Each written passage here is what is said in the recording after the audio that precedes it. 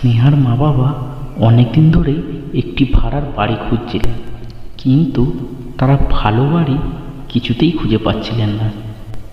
অনেক দিন খোঁজার পর তাদের একটি বাড়ি পছন্দ হয়, কিন্তু বাড়িটি স্নেহার স্কুলের থেকে প্রায় অনেকটাই দূরে।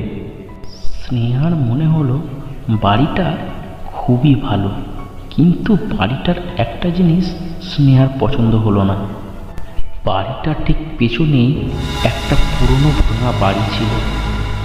এমনিতে স্নেহা খুব সাহসী ছিল, সে অন্য বাচ্চাদের মতো অতটা ভীতু ছিল না। কিন্তু স্নেহার ওই বাড়িটা দেখে কেমন যেন একটা মনে হয়। ভাঙা বাড়িটা স্নেহার ঘরের একদম পেছনে ছিল, তার কারণে স্নেহার জানলা দিয়ে ওই ভাঙা পুরনো বাড়িটা পুরোটাই স্নেহার চোখে পড়ত। মা, বাবা কি আর কোনো ঘর খুঁজে পেল না? আমার নিজের থাকার ঘরটা পছন্দ না। আমার ঘরের ওই জানলা দিয়ে ওই ভাঙা বাড়িটা দেখা যায়। স্নেহা, তুমি জানো তো কত খোঁজার পর সবশেষে এই বাড়িটা আমরা ভাড়া পেয়েছি। কিন্তু মা, আমার ঘরটা চেঞ্জ করো, আমার ওই ঘরটা পছন্দ না, আমি ওই ঘরে থাকতে চাই না। উফ, এত বায়না করো না স্নেহা। এইসব বায়না না করে আমায় একটু সাহায্য করো। আমি এই দিকটা গোছাচ্ছি, তুমি তোমার ঘরটা একটু গোছাও, তারপর আমি যাচ্ছি। যাও। স্নেহা ভাবল সে যত যাই করুক না কেন, মাঝের ঘরটা স্নেহার কিছুতেই পাওয়ার আশা নেই। কিছুদিন কাটানোর পর স্নেহার ওই ঘরে থাকার অভ্যাস করে ফেলে, আর তার আস্তে আস্তে ভয়টাও কেটে যায়। হঠাৎ একদিন রাতে একটা ঘটনা ঘটল।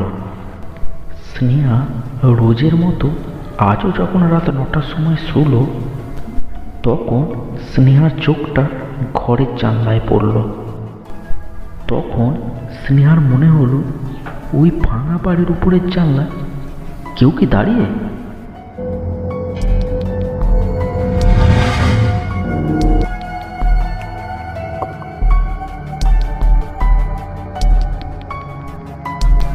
স্নেহা একটু চমকে গেল। প্রথমে সে ভাবল হতে পারে তার মনের ভুল, আর সে তখন মনে মনে ভাবতে থাকে, না, সে হয়তো ভুল কিছু ভাবছে। কিন্তু এবার সত্যি ওখানে কেউ আছে। স্নেহা তাকে স্পষ্ট দেখতে পাচ্ছে।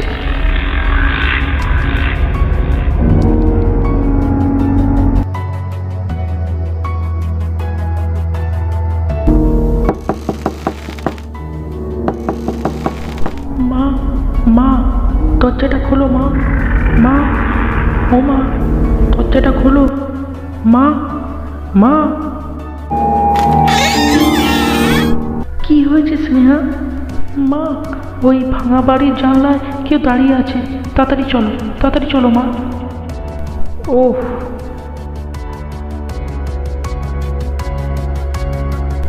কোথায় স্নেহা? কেউ তো নেই।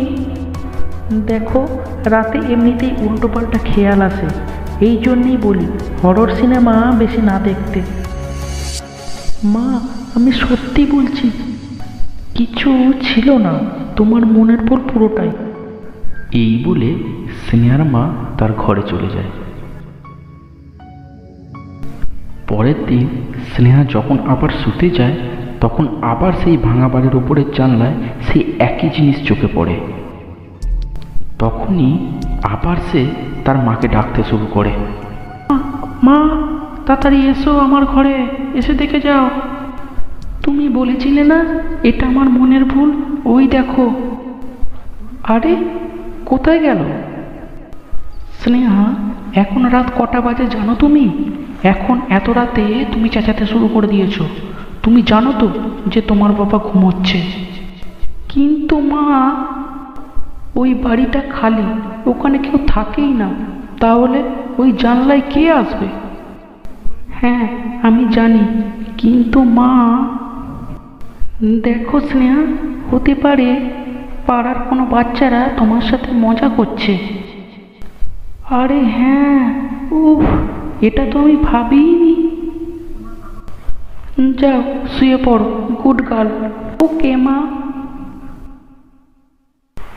তখন স্নেহা ভাবল যে তার সাথে যে মজা করছে তাকে সে ধরেই ছাড়বে। হবে পাড়ার কোনো বদমাস, কিন্তু সে তাকে ধরবেই, আর তার ফ্যামিলিতে গিয়ে তার নামে নালিশও করবে। তখন বুঝবে সে। পরের দিন রাত 9টার সময় স্নেহা চলল ভাঙা বাড়ির দিকে। আর সে ভেবেই নিয়েছে যে তার সঙ্গে এরকম মজা করছে তাকে সে ধরেই ছাড়বে। যখন স্নেহা বাড়িটির ভেতর প্রবেশ করলো, ঘরে ঢুকে দেখল ঘরের সমস্ত জায়গা কালো অন্ধকার। স্নেহা ভাবল এসেছিল তো খুব বাহাদুর মনে করে, কিন্তু এখন তার একটু ভয় লাগছে।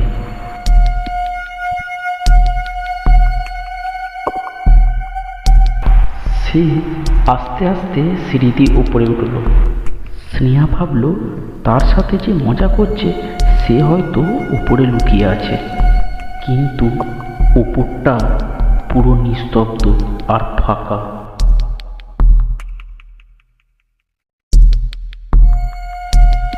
সামনে ওই জানলাটা, যেই জানলাটা দিয়ে স্নেহার ঘরটা পুরোটাই দেখা যায়।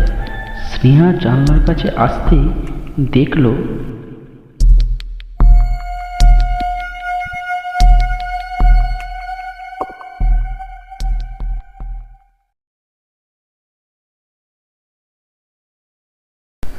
তার নিজস্ব ঘরে ঢুকলো সে নিজেই। কিন্তু কিন্তু এটা কি করে সম্ভব?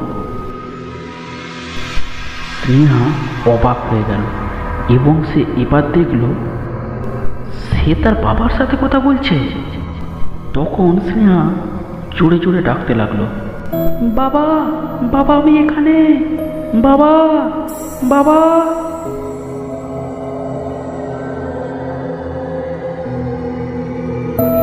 স্নেহা তাড়াতাড়ি করে কাঁদতে কাঁদতে নিচে নেমে গেল। তারপর দরজা খোলার খুব চেষ্টা করলো, কিন্তু দরজা কিছুতেই খুলল না।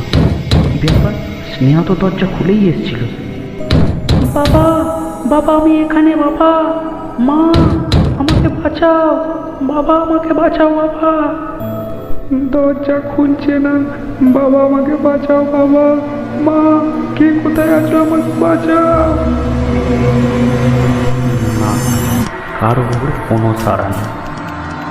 ঠাকুর, ঠাকুর আমাকে বাঁচাও, ঠাকুর, ঠাকুর আমাকে বাঁচাও, প্লিজ, প্লিজ কেউ আমাকে হেল্প করো, মা, মা। কারোর সাড়া না পেয়ে স্নেহা আবার উপরে উঠে যায়। উপরে উঠে সেই জানলার কাছে গিয়ে দাঁড়ায়, আর তখন দেখতে পায়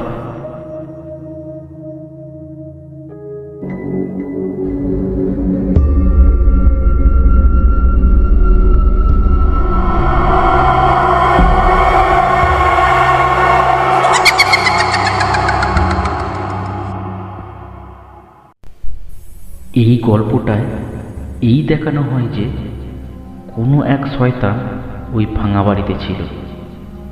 স্নেহার জায়গায় সে তার ঘরে প্রবেশ করে, আর স্নেহা চিরদিনের জন্য ওই ভাঙা বাড়িতে আটকা পড়ে যায়।